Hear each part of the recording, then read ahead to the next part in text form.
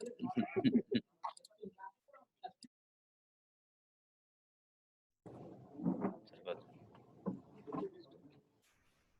morning. I'm Dr. Vijaya Lakshmi. I'm a senior resident in obstetrics and gynecology. Today, I'm going to talk about the topic diagnosis of pregnancy. I think you might have been gone through this before in previous semesters. So, how will you diagnose the pregnancy?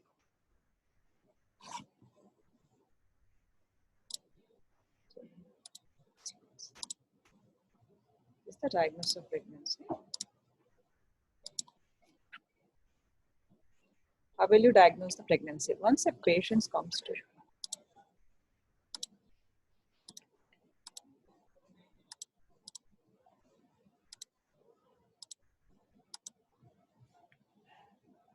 once the patient comes to the OPD, she says, I'm pregnant. So on what basis you diagnose the pregnancy? Based on her history, that is history of amenorrhea, and then we do the pregnancy test. If it is positive, it is diagnosed as pregnancy positive. And in case of any doubt, and in case of previous history of any ectopic, and that means in tubal pregnancy, we'll do the ultrasound. Otherwise, based on her history of amenorrhea and positive pregnancy test, we'll come to the diagnosis of pregnancy. And if she is pregnant, we have to calculate her gestational age. That is, how many weeks of pregnancy. We'll calculate the gestational age from the first day of the last menstrual period. And based on that, based on the gestational age, we'll come to the, we'll give her expected date of delivery. The expected date of delivery is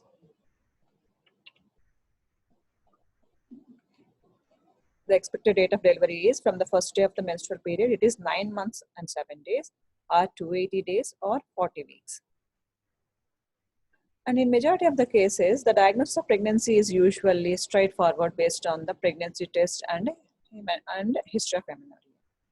And in case of irregular cycles or irregular vaginal bleeding, the diagnosis of pregnancy is a little bit more complicated. So for that, we need definitely we need ultrasound, and we need thorough history and previous 3 cycles history. We have to take the history of previous 3 menstrual cycles. So based on that, we can diagnose a pregnancy. How many weeks of pregnancy? For the pregnancy diagnosis of pregnancy, we can simply do the pregnancy test. Why we need to diagnose the pregnancy?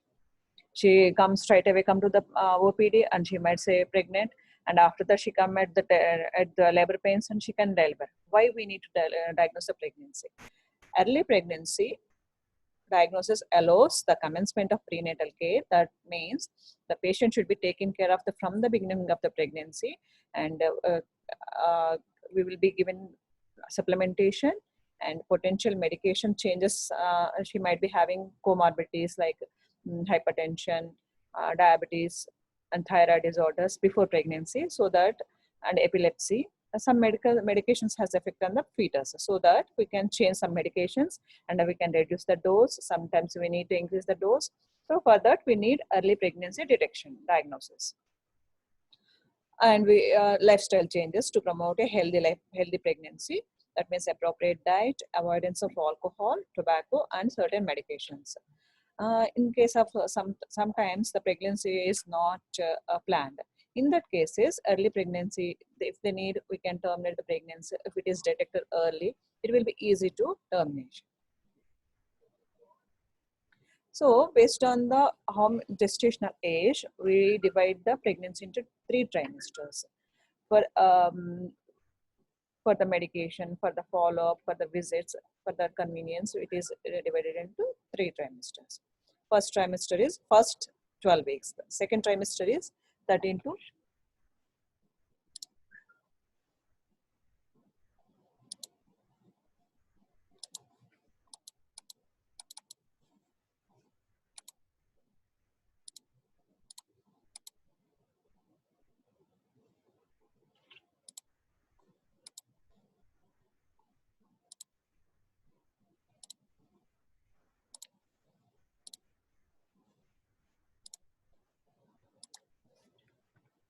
first trimester is first 12 weeks. The second trimester is 13 to 28 weeks, and the third trimester is 29 to 40 weeks. And what are the things we do? What are the changes we diagnose in the first trimester? That is in the first 12 weeks. The first 12 weeks, if the patient comes in the first 12 weeks of pregnancy, that is in the first trimester, the symptoms what we regularly see is, as as we have seen, the history itself is the cessation of menstruation. Missed period itself is the pregnancy symptom. But sometimes there is a slight bleeding at every month at the regular intervals. For the first 3 months, there might be slight bleeding, like menstrual at the correct exact time of the menstruation. But it's not menstruation. That is a slight bleeding at the expected time of menstruation. Rarely occurs in the first 3 months. That is scanty, not too heavy. If it is too heavy, we have to confirm it as abortion. If it is slightly at regular intervals, it is called Hartmann sign or placental sign. That is implantation bleeding. The most common thing is in the first trimester, what we diagnose is morning sickness. That is, in 50% cases, we see morning sickness. It usually appears soon following the missed period. That morning sickness is nausea, vomiting, especially in the morning on rising from the bed. Usually it disappears after the 3rd month, but sometimes it may prolong, and sometimes in some cases it might be persist throughout the pregnancy. And one more symptom we regularly see is frequency of micturition. Due to congestion of the bladder and irritation of the bladder by the growing uterus in the first trimester, frequency of micturition increased, because until 12 weeks of pregnancy, the uterus is pelvic organ. It might be pressing the bladder, so frequency of micturition is increased, and more prone to infections also because of the congestion and irritation, and resting of the bulk uterus and the bladder, and the anteverted position of the uterus. Change in maternal osmoregulation leads to increased thirst and polyuria. Usually disappears after the 3rd month once the uterus is the pelvic organ. From the pelvic organ to abdominal organ. The other change is breast symptoms. There is breast enlargement, heaviness, discomfort, and pricking sensation. It's a discomfort. So many patients come to the OPD in the first trimester itself. They're feeling so heaviness in the breast. It's so much pain. For that is we have to reassure them that is the symptom of pregnancy. It's nothing to be worried about that, and it usually disappears in 6 to it usually appears in 6 to 8 weeks, especially in primigravidas. And one more thing, they complain about is in pregnancies, appetite changes, craving for certain food types of foods. That is pica. That is it is unedible, and craving for food, and refusal of other types of what they regularly like the food they don't like at the pregnancy. They like to they want to eat some foods. They crave for some types of foods which are not edible also. And the most common one more symptom is frequent symptom that may occur in pregnancy is fatigue, easy fatigability, and a tendency to sleep.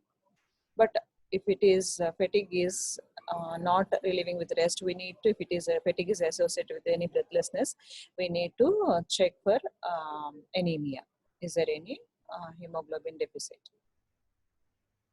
Until now, we discussed about the symptoms of first trimester pregnancy. Now, the signs, what we see, the patient won't complain about this. We see in our observation, these are the objective signs of pregnancy. These are the breast signs. The patient comes and tells there is breast pain, there is breast discomfort.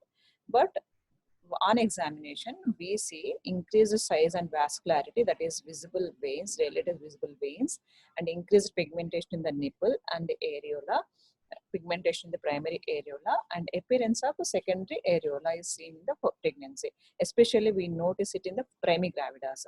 In second gravidas, it's already in the previous pregnancy changes will be already persisting, so we may not notice that much variation. So it is more prominently seen in primigravidas. more clearly seen in primary gravidas. And appearance of Montgomery tubercles in the areola. Those are the dilated sebaceous glands. And in some pregnant ladies, we can see the milk secretions, that is colostrum. It may start as early as 12th week. That is in first trimester. If this is the changes, these are the changes what we see in the breast changes what we see in first trimester. And coming to the abdominal examination, until 12th week of pregnancy, the uterus is pelvic organ, so we won't feel the pelvis parabdominally. So parabdomen is soft, but for some people it may be just suprapubic bulge. But anyhow, until first trimester, until first 12 week of pregnancy, it is pelvic organ. We cannot feel abdominally. We don't need to, even though if we do the abdominal examination, we won't feel the uterus. Pelvic changes. These are also the changes what we see. This is not pursued with the patient. These are the changes what we see. Jochmer sign, Osiander sign, Goodell sign, and these are the early physical changes of the signs of pregnancy. Blue is discoloration of cervix and vagina is called Chadwick sign, and softening of cervix is called Goodell sign. And softening of uterus, that is called Hagar sign or Ladin sign. The darkening of nipples, unexplained pelvic or abdominal mass. Jacquemus sign, this is also known as Chadwick sign. This is dusky hue of vestibule and anterior vaginal wall visible at 8th week. More pronounced as pregnancy advances and is more definitely present in the multipara than not like primary gravida what we see in the breast changes. This is more prominently seen in multipara. This is due to local vascular congestion.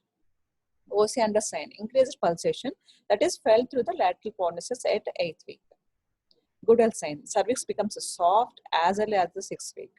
Softening is more surrounding the external os and also in the upper part. The pregnant cervix feels like the lips of the mouth. On speculum examination, the bluish discoloration of the cervix is visible due to increased vascularity. So these are the pelvic signs, and some other the signs also by manual examination, but we usually don't do in the first trimester unless indicated. The bimanual examination, uterus is enlarged, soft, globular, and Hagar sign, that is, if we keep the two fingers in the anterior fornix, the fingers on the other hand over the abdomen behind the uterus, the fingers of the both hands can be approximated as the lower part of the uterine body is soft and empty. This is called Hagar sign. This is more important sign, and the other sign is Palmer's sign.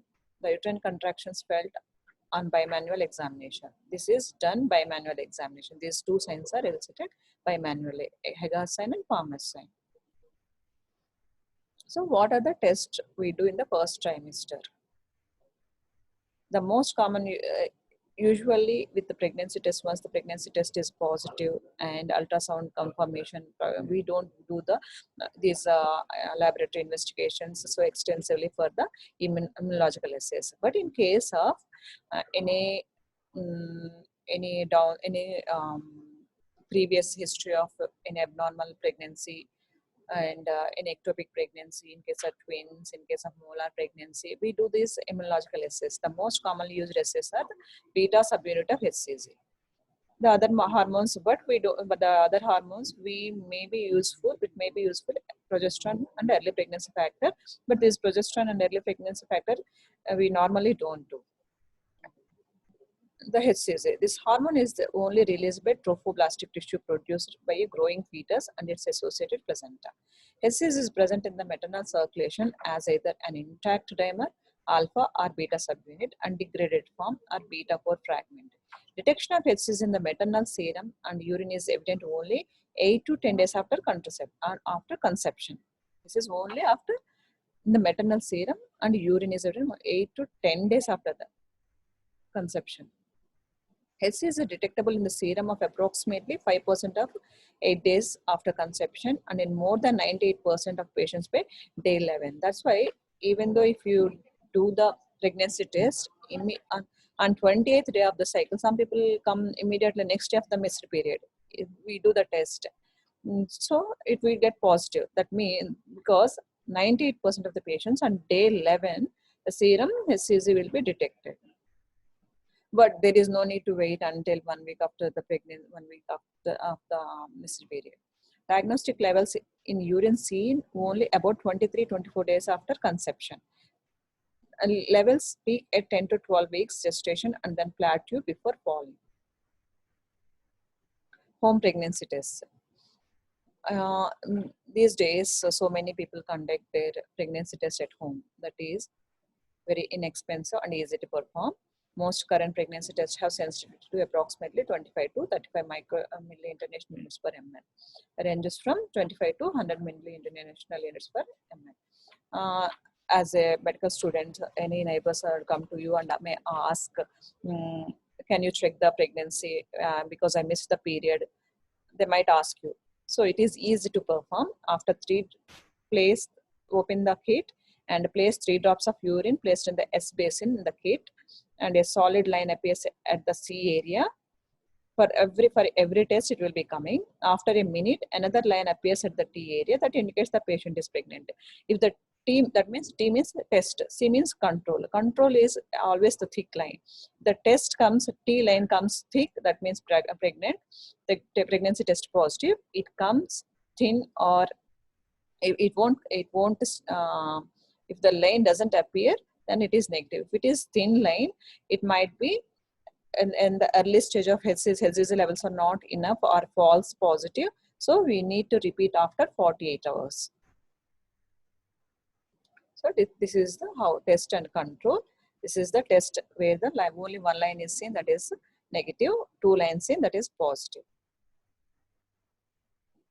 Urine pregnancy test, classically it becomes positive 7 to 10 days after the missed period.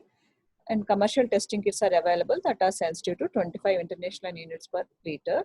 By the time the mother has missed her first period, her HCG levels around 100 international units per liter. So that once she missed the period, the test comes positive. No need to wait for longer time. Serum pregnancy test.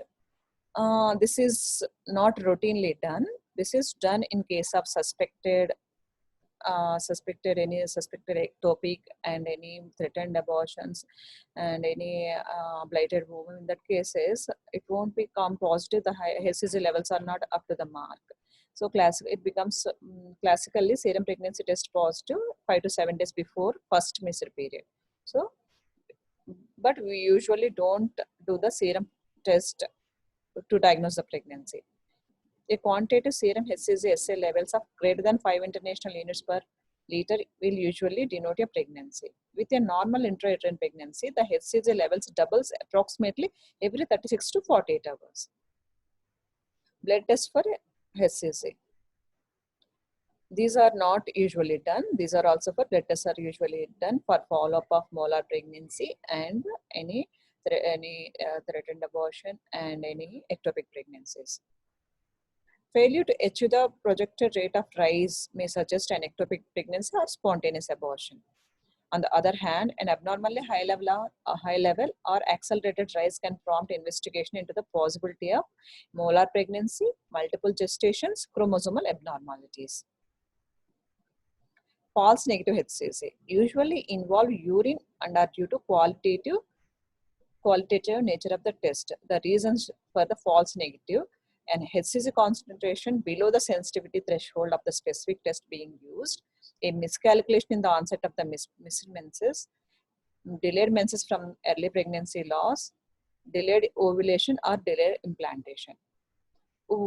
Usually false negative HCG is a miscalculation in the onset of the missed period. Serum progesterone, this is usually not done regularly, but it is very can reliably predict pregnancy prognosis. This is also not regular. Early pregnancy factor, this is also for theoretical purpose, but we don't do this test regularly. Ultrasound. These days, nowadays, this is the most common investigation after pregnancy test. After urine pregnancy test, this is the most common investigation done routinely. The identification of gestational structures by ultrasound correlates with the specific levels of HCG termed discriminatory levels. A discriminatory level is the level of HCG at which the structure in question should always be identified. Most experienced transvaginal ultrasound operators should visualize the gestational sac when the levels are approximately 1000 milli-international units per ml. The discriminatory level for the gestational sac is approximately 3600 milli-international units per ml, and if it is not seen at this point, other pathology must be excluded. The yolk sac is commonly observed with the HCG level of approximately 2500 milli-international units per ml. The embryonic pole usually becomes evident at the level of approximately 5000 milli-international units per ml. Fetal heartbeat can be seen in the vast majority of normal gestations when the HCG levels reaches 10,000 milli-international units per ml. Intradecidual in the ultrasound, intradecidual gestational sac is identified as early as 29 to 35 days of gestation. So if we see the sac, gestational sac, immediately after the missed period. But for the yolk sac, we don't see yolk sac or fetal pole at the at missed period, 28 to 30 days. Gestational sac and yolk sac after 5 weeks. Fetal pole and cardiac activity usually by transvaginal we can see at 6 weeks. But transabdominally we can see the cardiac activity at 7 to 8 weeks. Embryonic movements will be seen at 7 weeks. Doppler effect of ultrasound can pick up heartbeat reliable by 10th week. This is transabdominal ultrasound. This is the fetal pole. This is how to perform the transvaginal.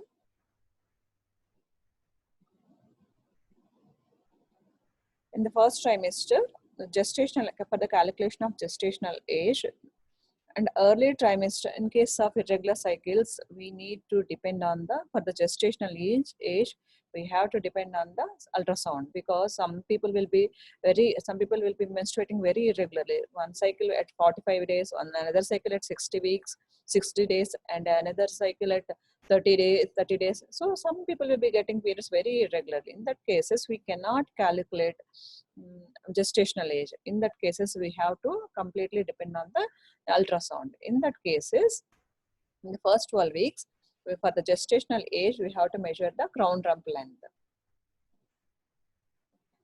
So until now, we learned what are the things we have to do in the first trimester, the signs and symptoms of the first trimester. They're coming to the second trimester. In the second trimester, as we know, that is amenorrhea will be continued. Sometimes morning sickness will be continued or a little bit decreased. In quickening, and the new symptom we have seen in the second trimester is quickening. That is perception of fetal movements by the pregnant woman. Usually, primigravidas feel the fetal movements at 18 to 20 weeks. In multiparas at 16 to 18 weeks.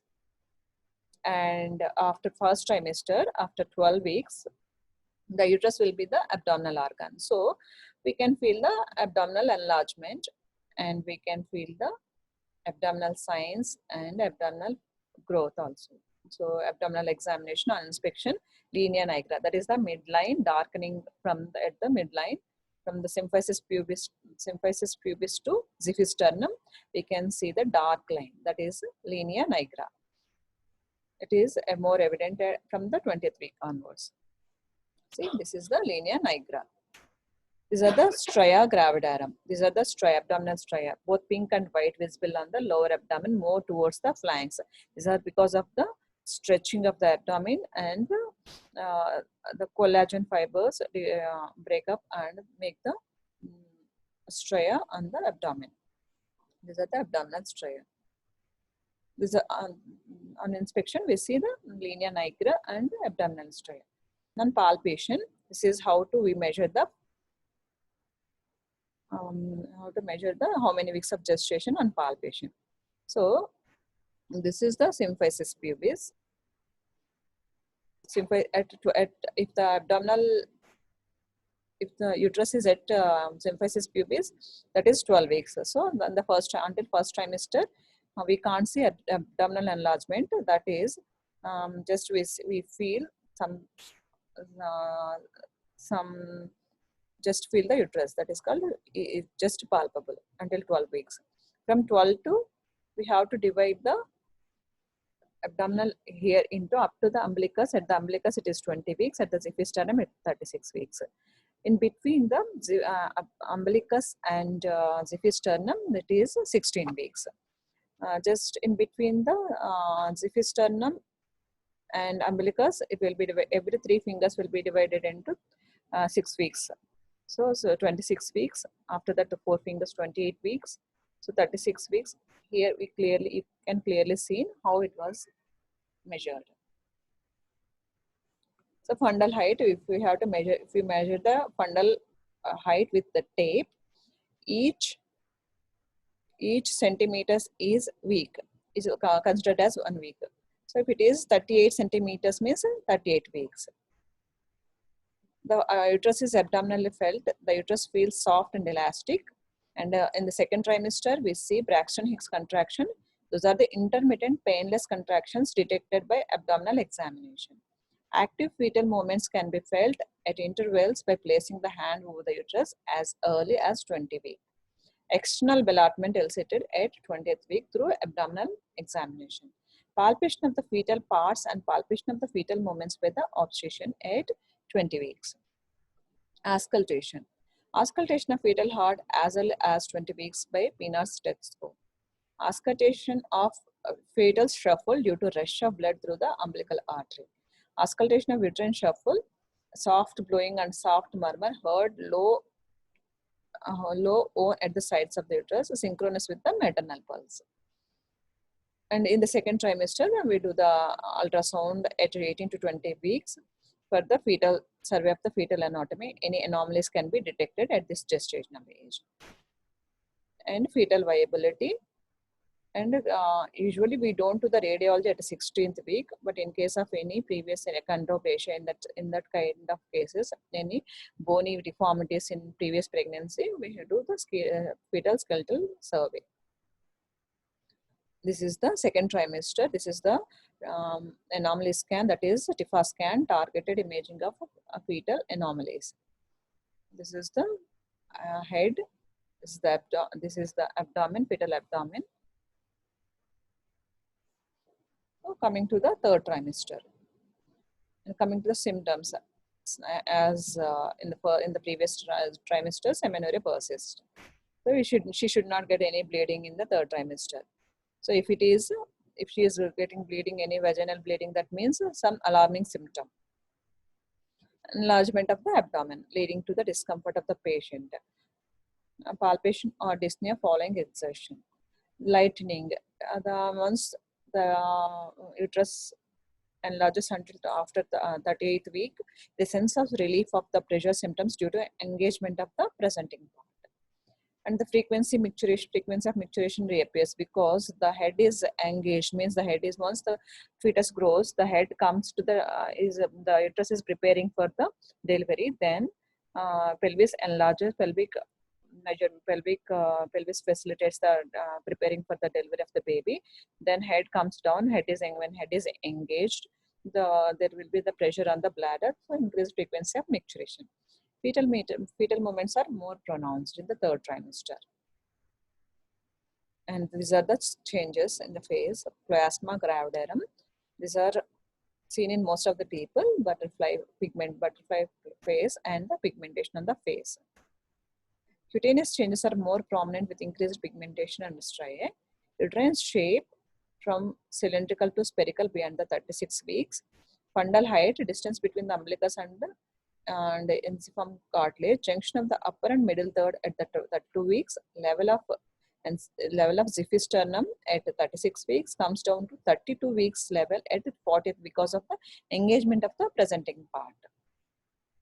Symphysis fundal height. Upper border of the fundus located by the ulnar. How to measure the fundal height? I think we have seen in clinics how to measure the fundal height.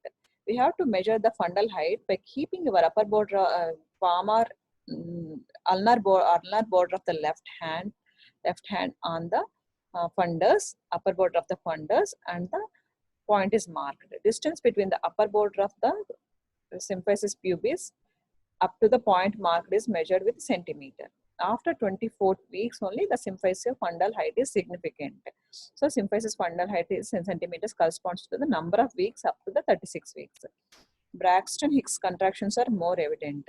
Once it is nearing by the term, the contractions will be increased. There will be during the labor. There will be they become the labor pains. Fetal movements are easily felt. In the trimester, we can see, sometimes we can see the movements also. Palpation of fetal parts and their identification become much easier. Fetal heart sound heard distinctly. And in third trimester also, we need to do the ultrasound for the fetal growth assessment, and any abnormalities like any decrease in amniotic fluid level and any increase in amniotic fluid level. It is decrease if it is amniotic fluid level is less than 5 centimeters. In 4 pockets, they have to in 4 longitudinal pockets. They have to 4 quadrants. They measure the amniotic fluid volume. If it is less than 5 centimeters, that is considered as oligohydramnios. If it is more than 25 centimeters, it is polyhydramnios. So, what are the sure signs of pregnancy? Auscultation of fetal heart at 10 to 12 weeks of that 20 to 12 weeks by sonography is the sure sign of pregnancy, and visualization of fetal parts by ultrasound. Those are the sure signs. The signs, the diagnosis of pregnancy by history of amenorrhea and positive pregnancy test are those are the diagnostic signs. But that is confirmation and the sure signs of pregnancy are auscultation of fetal heart by 10 to 12 weeks and visualization of fetal parts by ultrasound. And inspection of fetal parts as early as all the parts, means each and every organ, by 12 week. Inspection of fetal movement as early as 20th week. Palpation of fetal movements as early as 20th week. Palpation of fetal parts as early as the 20th week. These are the sure signs of the pregnancy. Auscultation of fetal heart as early as 10 to 12 weeks by sonicate. Auscultation of fetal heart as early as 20 to 24 weeks by Pinard stethoscope. Auscultation of umbilical shuffle as early as 20 to 24 weeks. Auscultation of uterine shuffle. Differential diagnosis. So the patient comes, I'm pregnant because I missed the period. So how will you diagnose either this is pregnancy or not? There may be, it might not be pregnant. There are so many differentials. Uterine fibroid, cystic ovarian tumor, and cystic tubercular peritonitis, hematometra, distended urinary bladder, pseudocysts. There are so many differentials. The first thing is ask the history of if it is history of amenorrhea, then we do the pregnancy test. If it is pregnancy test is positive, then it is confirmed as pregnancy. Sometimes uterine fibroid, the big fibroid may be mistaken for the pregnancy. In that cases, you have to do the in fibroids also there might be menstrual irregularities. The differentiating thing for uterine fibroid and pregnancy is urine pregnancy test. That is a HCG test, urine pregnancy test. Based on if it is positive, can come to the conclusion of pregnancy, and we can do the ultrasound. By that we can rule out uterine fibroids. So uterine fibroids, there is no pregnancy test positive, there is no HCG, there is no fetal parts on ultrasound. Next thing to rule out is cystic ovarian tumor. This is sometimes amenorrhea may be present or absent. This is also pregnancy test negative, and this is also differentiated by ultrasound. And the most common thing is distended urinary bladder. So sometimes urinary retention, there might be the stones, gradual urinary retention, suddenly they feel like that as pregnancy.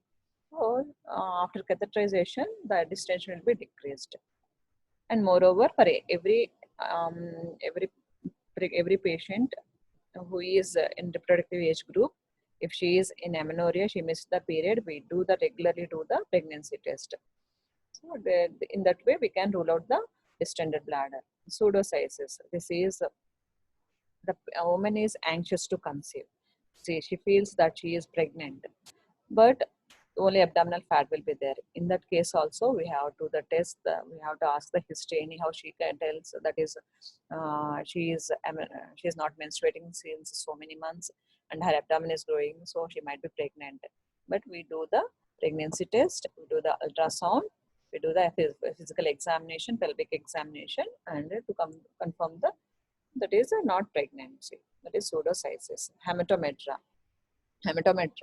there might be some stenosis in the hematometra, usually in case of any cervical factors, any cervical obstruction, cervical stenosis. What happens is she is regularly menstruating, but not come because of the stenosis. There is a blood accumulated in the uterus and it is enlarging. In that cases, we have to do the ultrasound and we need to do the pregnancy test. In that way, we can rule out the hematometra.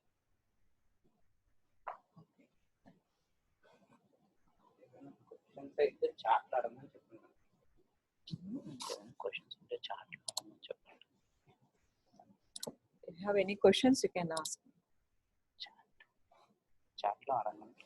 You can ask. You can chat me if you have any doubts.